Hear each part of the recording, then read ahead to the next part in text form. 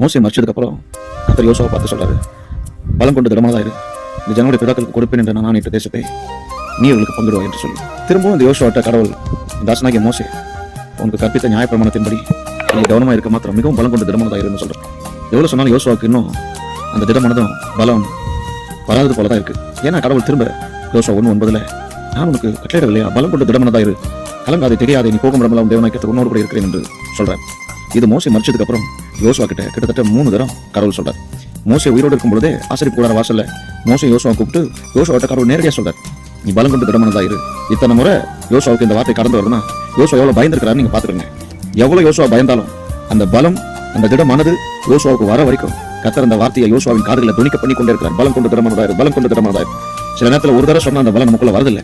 பல முறை கடவுள் சொல்லி நம்மளை பலப்படுத்தாம விடுறதும் கிடையாது. நீ பயந்திருக்கிறன்னு சொல்லிட்டு கடவுள் விடுறது கிடையாது. உன்னை பலம் கொண்டு திடமானதா இருக்கிற வரைக்கும் கர்த்தர் அதை உனக்கு சொல்லிக் கொண்டே இருப்பார்.